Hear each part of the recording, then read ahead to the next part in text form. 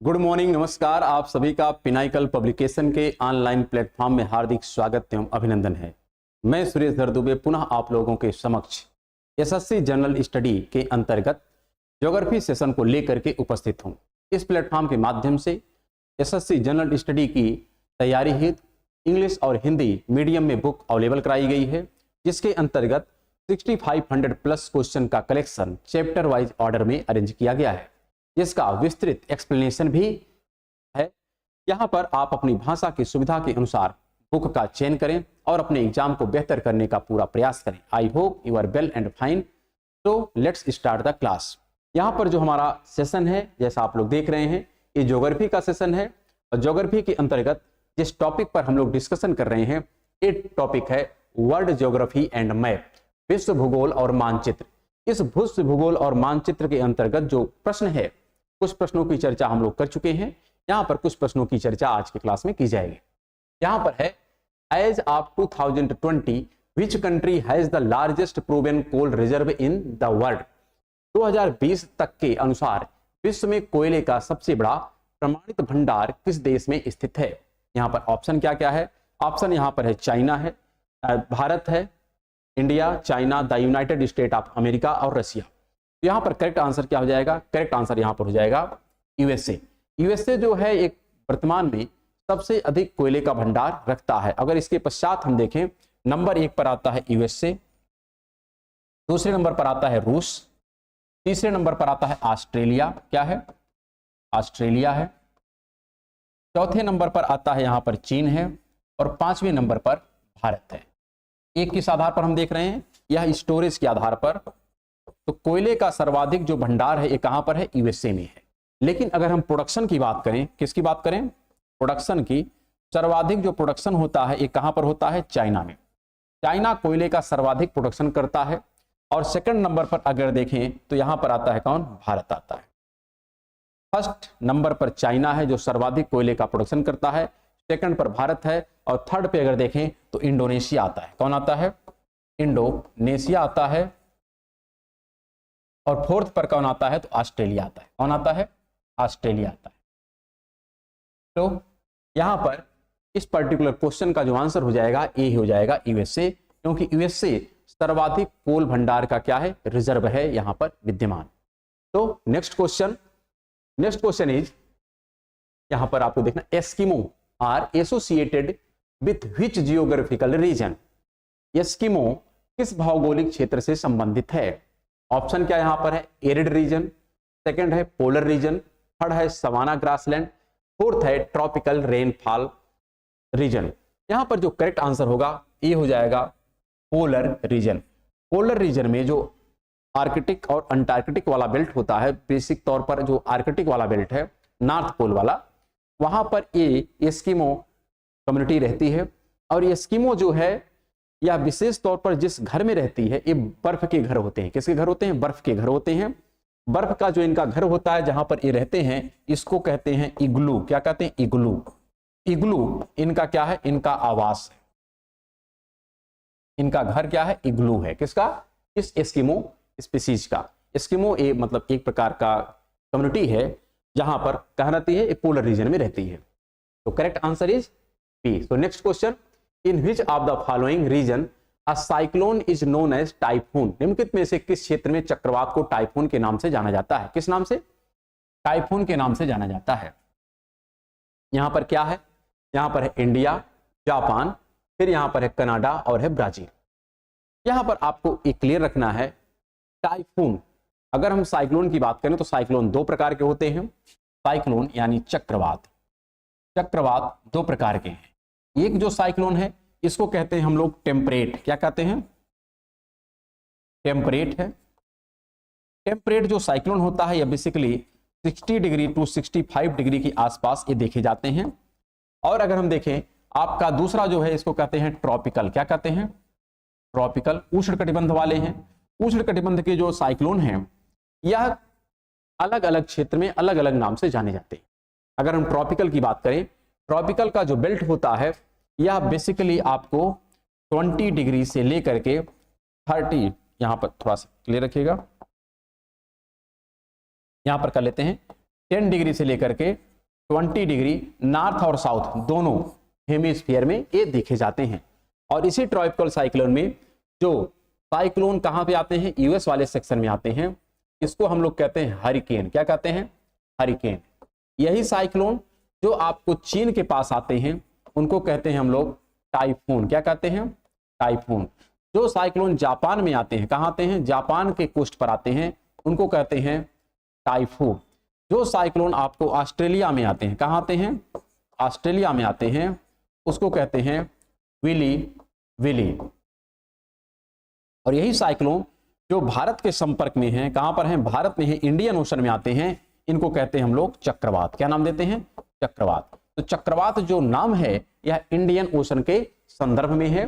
देश यूएस में इसको कहते हैं हरिकेन, इसी को चीन में कहते हैं टाइफून, जापान में कहते हैं टाइफू, ऑस्ट्रेलिया में कहते हैं विली विली, भारत में कहते हैं साइक्लोन।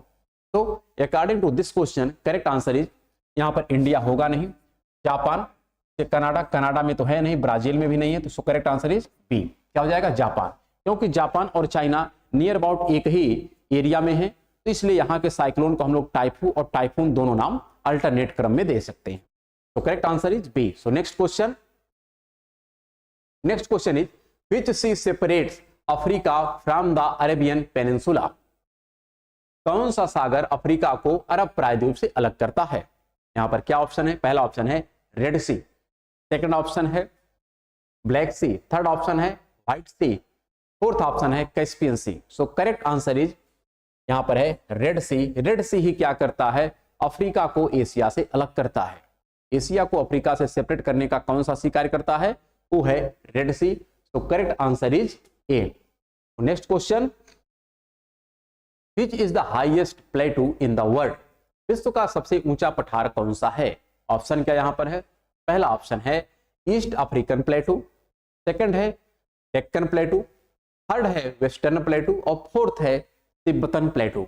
तो correct answer is Tibet प्लेटू। Tibet प्लेटू विश्व का सबसे ऊंचा पठार है और इसे हम लोग विश्व की छत भी कहते हैं। क्या कहते हैं, इसे हम लोग विश्व की छत भी कहते हैं, roof of the world. Roof of the world कौन सा है, आपका तिब्बत का प्लेटू है। तो correct answer is D. So next question is the Sahara desert is located in which of the following countries. जो सहारा का मरुस्थल है यह निम्नलिखित में से किस महाद्वीप में स्थित है। सहारा का मरुस्थल किस महाद्वीप में स्थित है। ऑप्शन क्या यहां पर है, दक्षिणी अमेरिका, सेकंड ऑप्शन है उत्तरी अमेरिका, थर्ड ऑप्शन है अफ्रीका और फोर्थ ऑप्शन है ऑस्ट्रेलिया। तो correct answer is Africa. Africa में ही जो डेजर्ट है उसका नाम क्या है, यहां पर आप कह सकते हैं सहारा मरुस्थल। अगर हम बात करें एक और मरुस्थल है यहां पर, और ये है कालाहारी का मरुस्थल, जो कहां पाया जाता है, तो यह मिलता है साउथ अफ्रीका में। अफ्रीका में ही दो है, एक और मिलता है जिसका नाम है कालाहारी। क्या नाम है, कालाहारी है। इसी प्रकार ऑस्ट्रेलिया में देखें तो यहां पर मिलता है ग्रेट विक्टोरिया है। क्या है, ग्रेट विक्टोरिया है। साथ में सैंडी है, तो सैंडी भी क्या एक मरुस्थल है।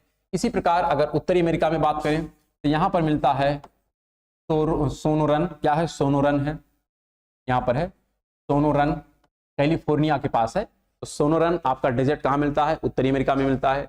अगर हम दक्षिणी अमेरिका की बात करें, साउथ अमेरिका में, तो यहां पर आपको मिलता है, एक नाम है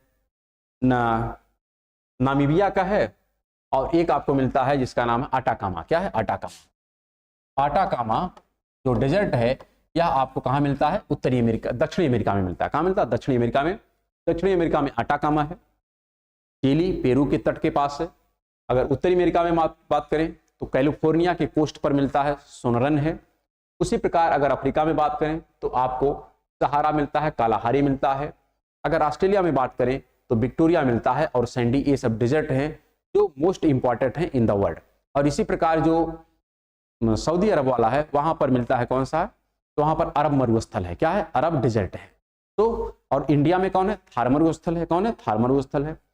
तो करेक्ट आंसर इज यहां पर क्या हो जाएगा, जिसका नाम था अफ्रीका।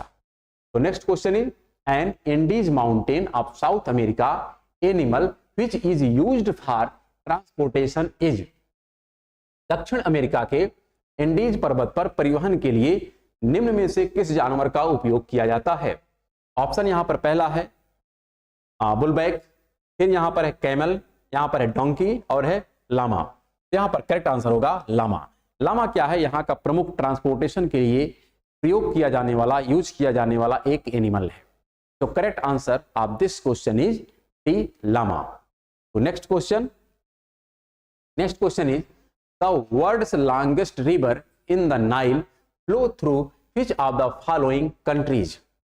निम्नलिखित में से विश्व की सबसे लंबी नील नदी निम्नलिखित में से किस महाद्वीप से होकर बहती है?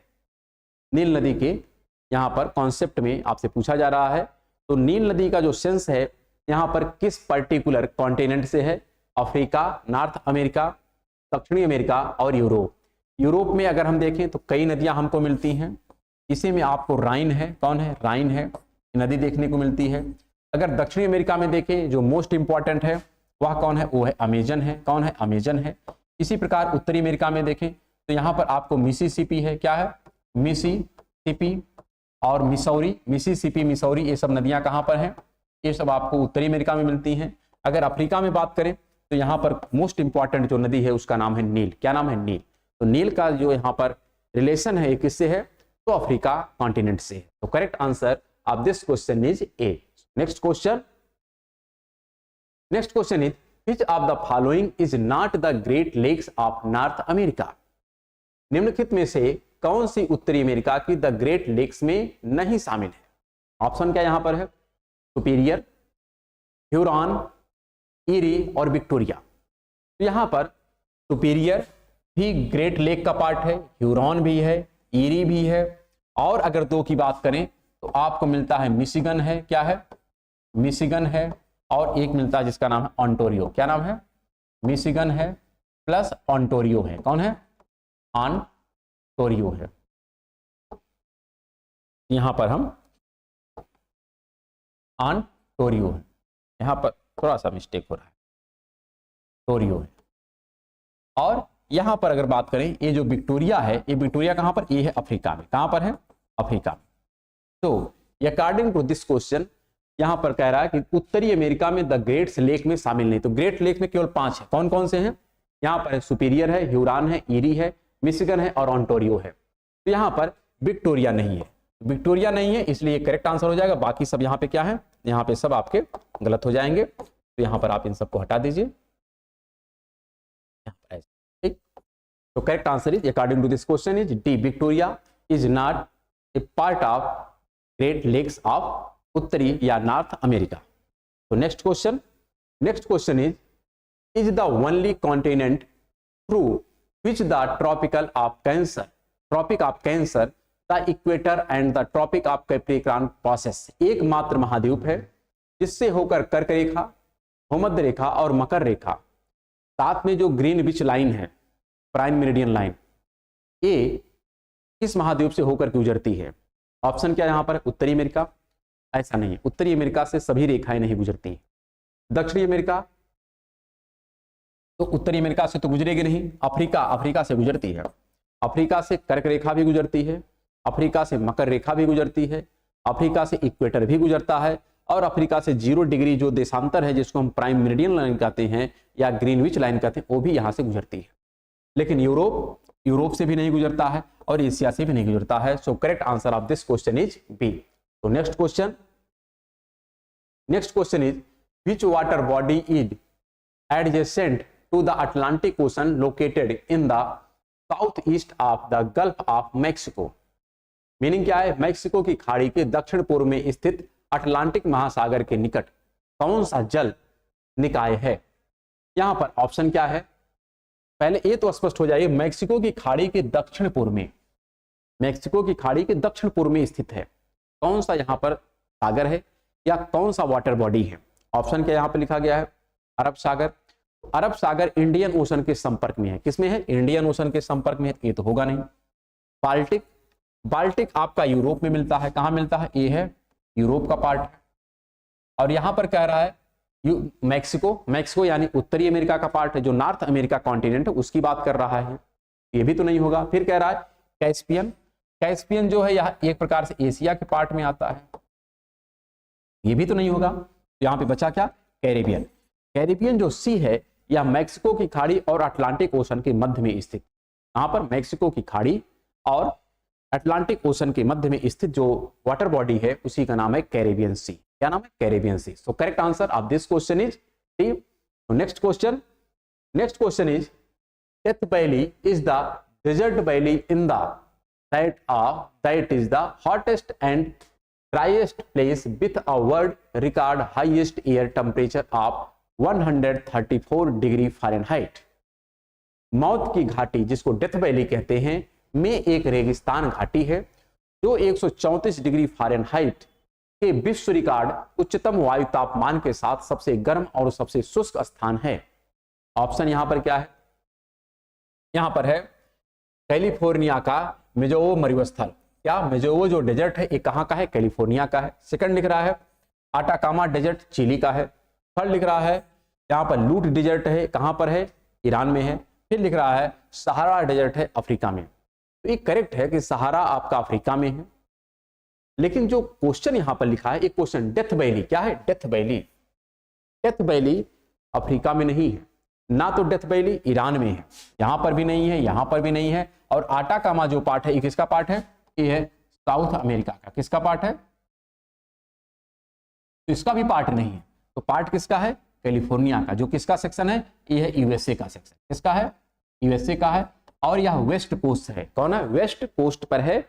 यूएस का जो वेस्ट कोस्ट है अर्थात जो पैसिफिक ओशन का कोस्ट है वहां पर कैलिफोर्निया है। और कैलिफोर्निया में जो एक डेजर्ट है उस डेजर्ट का नाम है मेजोवो डेजर्ट। और यहीं पर मिलती है एक क्या?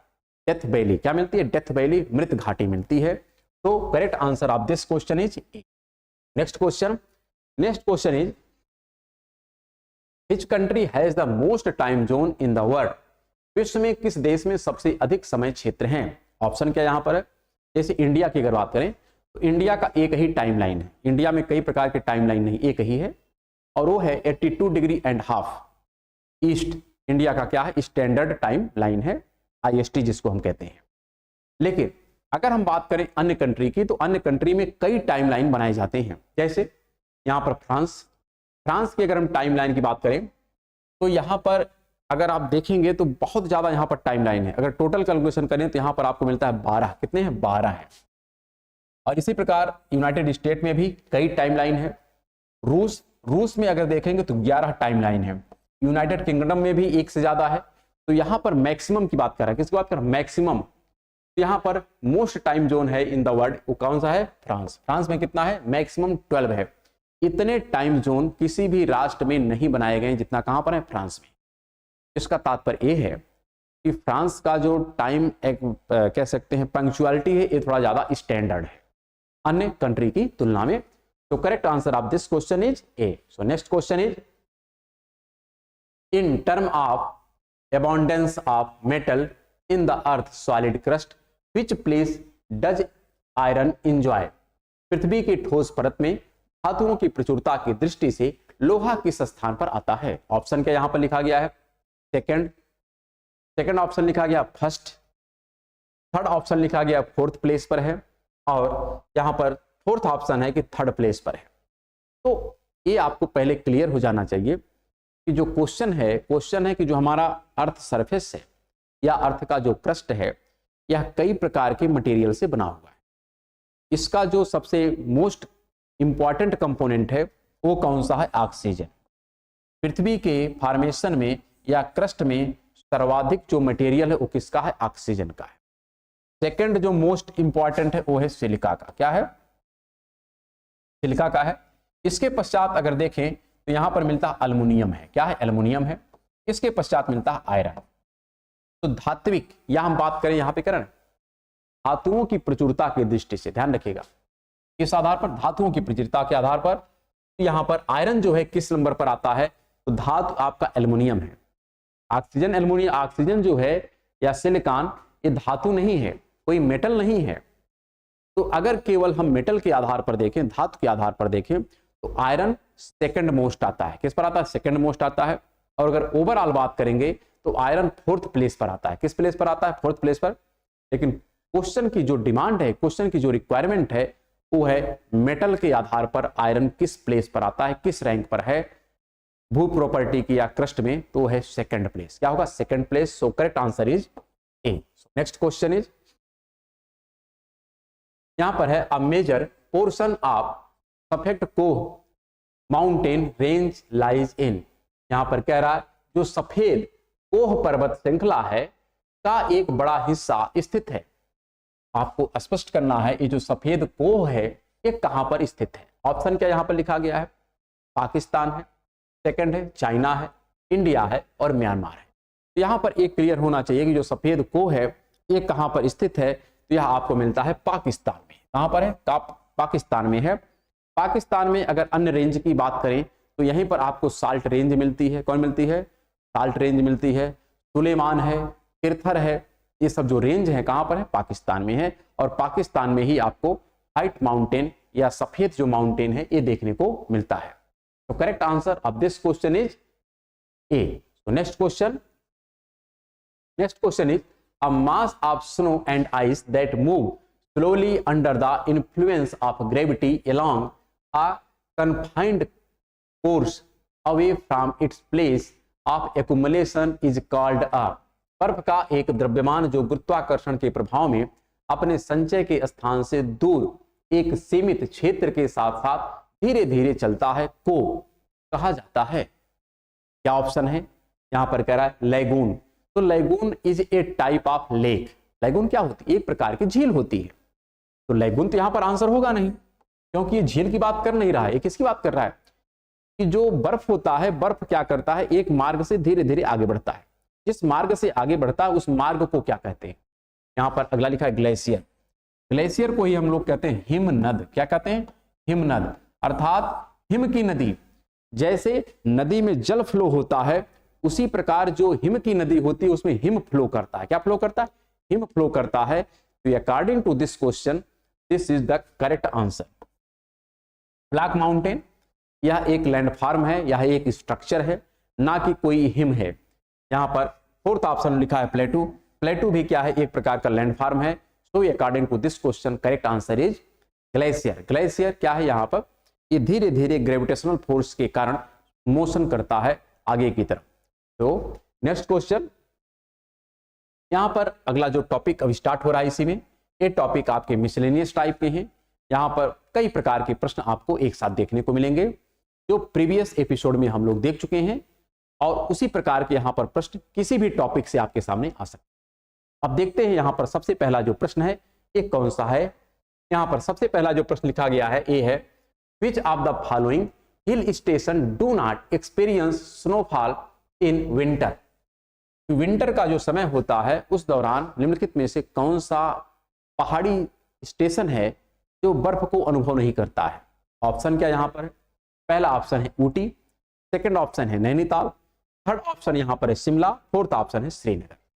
तो यहां पर श्रीनगर जो है ये कहां पर है? ये है जम्मू एंड कश्मीर में। कहां पर है? जम्मू एंड कश्मीर में। तो ये हिम को अनुभव करता है। फिर लिख रहा है यहां पर शिमला, ये कहां पर है? ये है आपका हिमाचल प्रदेश में। तो यह भी हिमालय का रेंज है और यहां पर भी बर्फ मिलेंगे ही मिलेंगे। नैनीताल ये कहां पर है? ये है उत्तराखंड में। तो यहां पर भी जो स्टेशन है यह ठंडियों में बर्फ से ढक जाएंगे।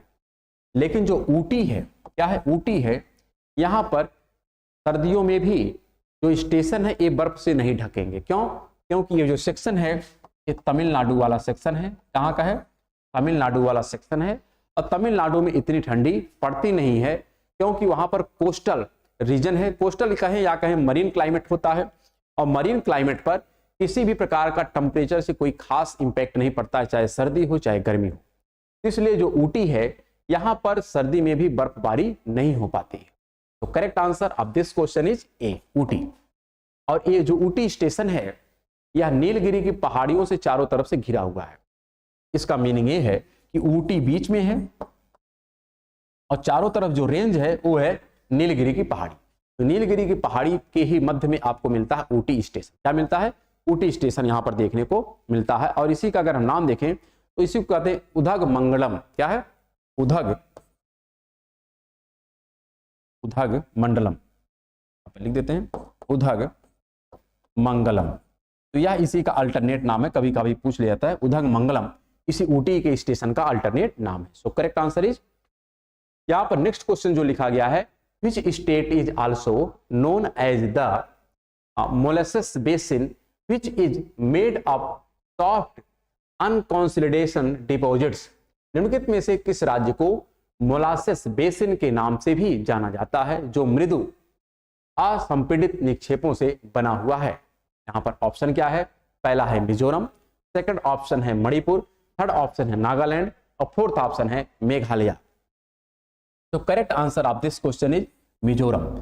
मिजोरम में ही जो वैली है, जो घाटी होती है, जो लो लैंड एरिया होता है, वहां पर जो सॉफ्ट रॉक होती है, सॉफ्ट रॉक का जो डिपोजिशन होता है, उससे जो लैंड फार्म डेवलप होता है, उस लैंड फार्म को जो नाम देते हैं उसे क्या कहते हैं? मोलेसिस नाम देते हैं। क्या नाम देते हैं?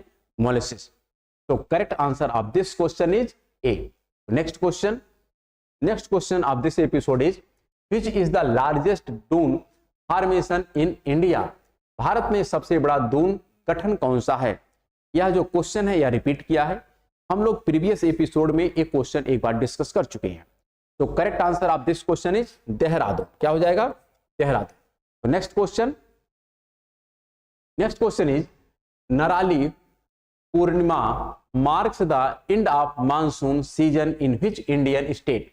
यहां पर नारली जो पूर्णिमा है, भारत के किस राज्य में मानसून के मौसम के अंत का प्रतीक होता है? यह एक प्रकार का फेस्टिवल है, यह एक प्रकार का त्योहार है।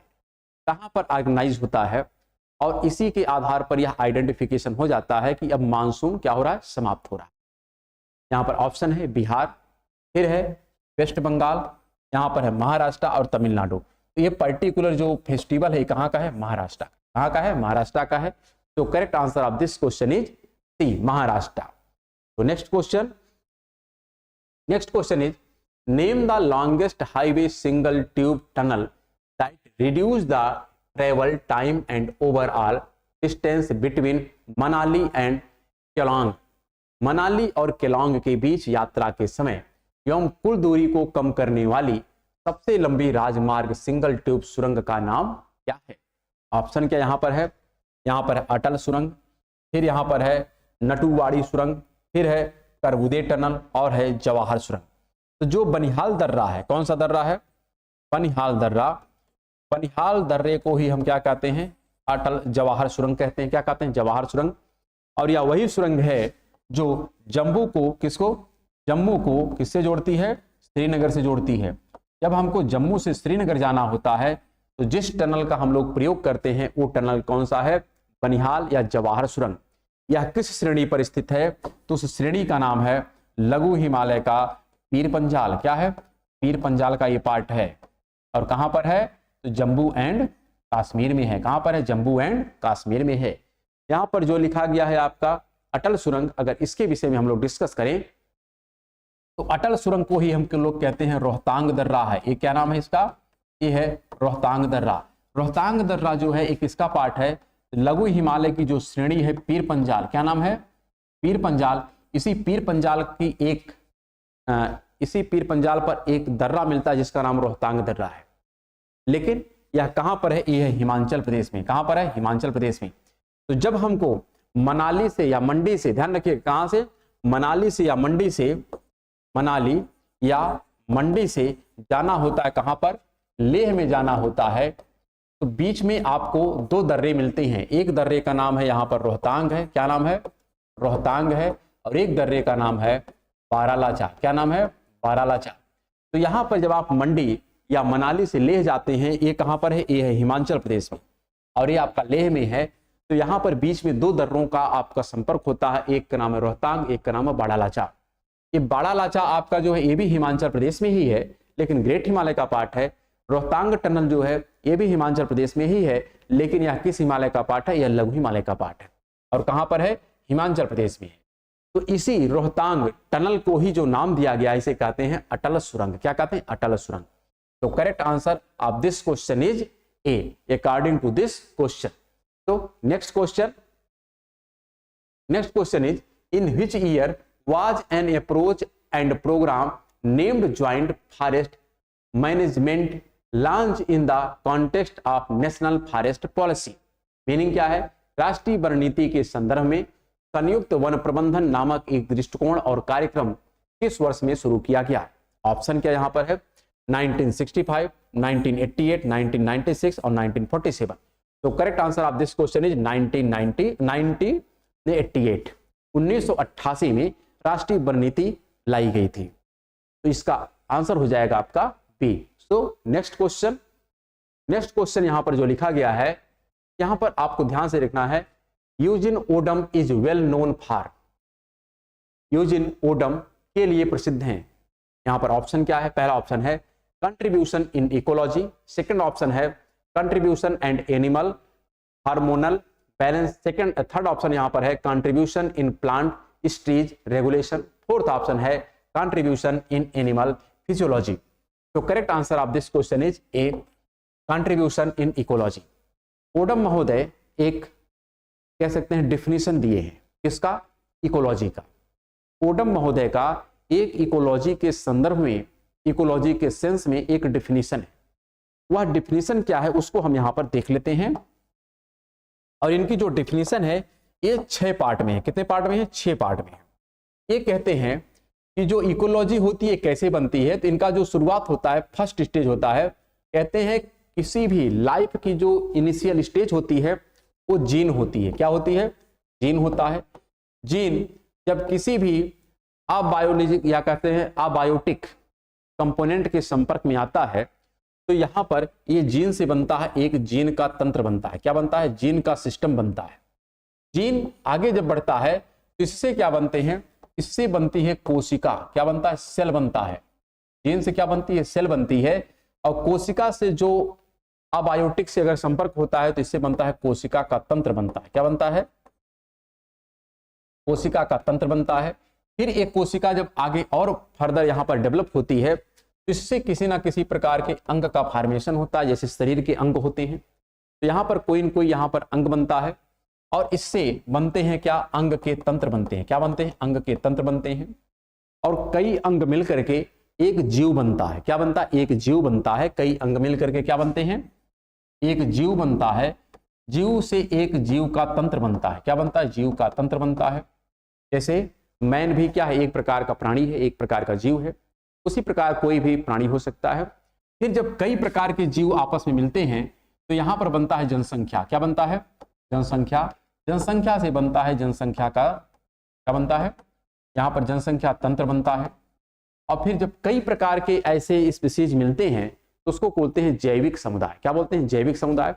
तो यहां पर जो लास्ट स्टेज है इसको कहते हैं हम लोग जैविक समुदाय। और जैविक समुदाय का जब अबायोटिक से संपर्क होता है तो बनता है पारिस्थितिकीय तंत्र बनता है। क्या बनता है? पारिस्थितिकीय तंत्र। पारिस्थितिकीय तंत्र जो है इनके अनुसार 6ठे स्टेज पर आता है। किस स्टेज पर आता है? 6ठे स्टेज पर आता है। तो इसी की व्याख्या किसके माध्यम से की गई है? ओडम महोदय के द्वारा। किसके द्वारा की गई? ओडम महोदय के द्वारा। तो यहां पर जो क्वेश्चन पूछा गया है इसका जो आंसर हो जाएगा ये हो जाएगा contribution in ecology. So correct answer of this question is क्या हो जाएगा यहां पर? ए। तो next question of this question यहां पर लिखा गया है which of the following is considered as small earthquakes in underground caves and mines which are caused by seismic wave produced by the eruption of rock on the surface। Meaning क्या है? निम्नलिखित में से किसे भूमिगत गुफाओं और खदानों में छोटा भूकंप माना जाता है जो सतह पर चट्टान के फटने से उत्पन्न भूकंपीय तरंगों के कारण होता है? यहाँ पर ऑप्शन क्या है? एक्सप्लोजन अर्थक्वेक, सेकंड ऑप्शन है कोलैप्स अर्थक्वेक, थर्ड ऑप्शन यहाँ पर क्या लिखा गया है? Reservoir induced earthquake, fourth option है वोल्केनिक अर्थक्वेक। तो इसका कहीं से भी रिलेशन वोल्केनिक अर्थक्वेक से है ही नहीं। कहीं पर है वोल्केनिक अर्थक्वेक? कहीं नहीं है, ये तो होगा नहीं। क्या यहाँ पर किसी डैम का कोई रिलेशन है कि कोई डैम टूट गया हो, ऐसा कोई है कि डैम के टूटने से भूकंप आ रहा है? ऐसा तो कुछ भी नहीं है, ये भी तो नहीं होगा। फिर यहाँ पर लिख रहा है विस्फोटक भूकंप। तो यहाँ पर जो ये टर्म और कंडीशन दिया है, यहाँ पर टर्म और कंडीशन क्या दिया है? Underground cave and mine. यहां पर अगर किसी प्रकार का ब्लास्ट होता है तो इससे जो भूकंप आता है उस भूकंप का जो नाम होता है उसको कहते हैं कोलैप्स अर्थक्वेक। क्या कहते हैं? कोलैप्स अर्थक्वेक अर्थात निपात भूकंप। क्या कहते हैं इसको? निपात भूकंप। तो correct answer of this question is B. Next question of this episode and last question of this episode. यहां पर लिखा गया क्या? Which of the following is the scientific discrimination concerned with the description and classification of the earth topographic features। निम्नलिखित में से कौन सा वैज्ञानिक विषय पृथ्वी की स्थलाकृतिक विशेषताओं के वितरण और वर्गीकरण से संबंधित है? यहां पर आपको ध्यान रखना है, यहां पर हमको बताना है कि ऐसी कौन सा टर्मिनोलॉजी है जो प्रयोग की जाती है किसके विषय में? पृथ्वी की स्थलाकृति की विशेषताओं को डिस्क्राइब करने के लिए। ऑप्शन क्या यहां पर है? जियोमॉर्फोलॉजी, फिर है यहां पर एक्रोलॉजी, फिर है इथोलॉजी और है मेट्रोलॉजी। यहां पर जो करेक्ट आंसर होगा ये होगा जियोमॉर्फोलॉजी। कि जियोमॉर्फोलॉजी के ही अंतर्गत सभी प्रकार के लैंड फॉर्म का हम लोग स्टडी करते हैं। जितने भी प्रकार के लैंड फॉर्म हमको अर्थ सरफेस पे नजर आते हैं उन सब का जो स्टडी होता है, जो एक्सप्लेनेशन किया जाता है, जो एनालिसिस किया जाता है, वो सब जियोमॉर्फोलॉजी के ही तहत किया जाता है।